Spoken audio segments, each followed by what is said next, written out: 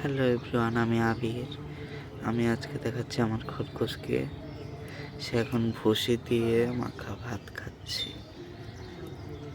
খরগোশের কিন্তু ঘাস বা শাক পাতা এগুলোর পাশাপাশি আপনাকে ভুসিও ব্যবহার করতে হবে। ভুসি ব্যবহার করতে পারবেন, সয়াবিনের খোল ব্যবহার করতে পারবেন। তাহলে ওদের এক্সট্রা পুষ্টির যে ঘাটতিটা সেটা পূরণ হবে। তাছাড়া আস্ত গমও দিতে পারেন, সেটাও চিবিয়ে চিবিয়ে খাবে। আর এই যে আমি এখানে ভুসি দিচ্ছি, দেখুন কত সুন্দর করে খাচ্ছে। খরগোশকে অবশ্যই ভুসি দিতে হবে। তার পাশাপাশি আমি লতা পাতা, শাক সব কিছুই দেওয়া হয় কম বেশি। ভুসিটাও চালাতে হবে। ভুসি চালালে খরগোশের স্বাস্থ্য ভালো থাকবে, কারণ ভুসিতে হালকা পরিমাণ চর্বিও থাকে। স্বাস্থ্য ভালো থাকবে, খরগোশ চিকন হয়ে যাবে না। শীতে অবশ্য আপনি ভুসির সাথে সরিষার খোলও হালকা মিশিয়ে দিতে পারেন। আমি কিন্তু মিশিয়ে দিই, তার জন্য কিন্তু শীতে আমার খরগোশের কালারটা এত চকচকা রয়েছে, নাহলে কিন্তু অনেক শুকিয়ে যায়। আমার আশেপাশের বাসায় যাদের খরগোশ আছে, তাদের খরগোশ শীতে এত পরিমাণ শুকাইছে সেটা বলার কথা নয়।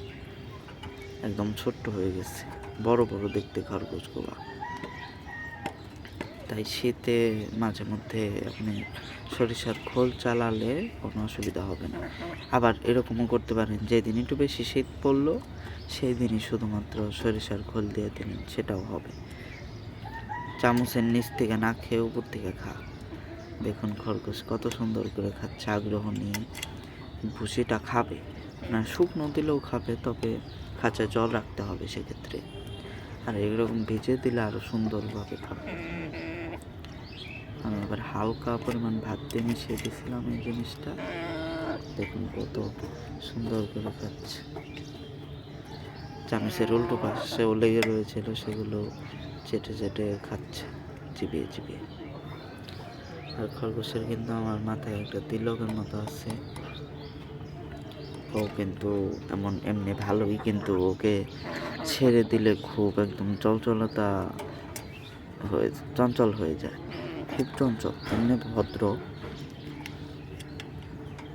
শান্তশিষ্ট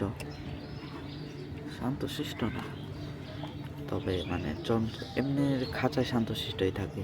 কিন্তু ছাড়া পেলে যখন এই যে ছাদ দিয়ে একটু ছেড়ে দিই, তখন এত পায়জামকি শুরু করে সেটা বলার কথা নয়। খাওয়া শেষ, নাও।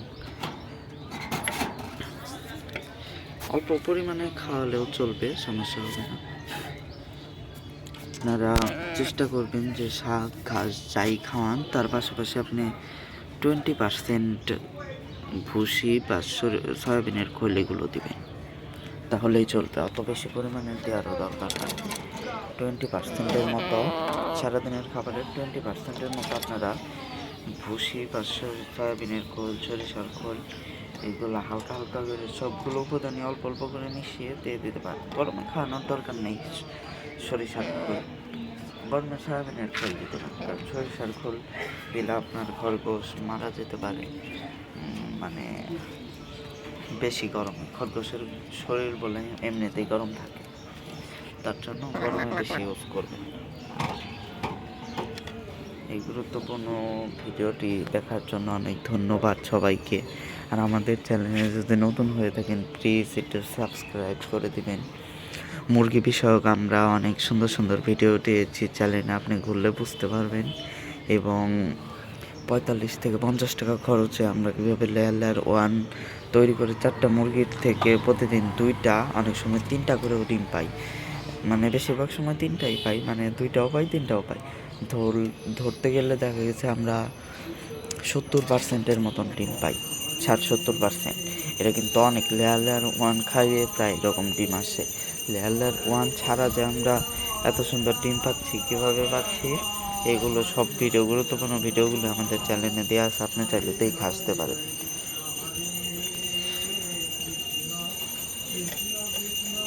ভিডিও এখানেই শেষ করলাম। সবাই ভালো থাকবেন, সুস্থ থাকবেন, এটাই কামনা রইল।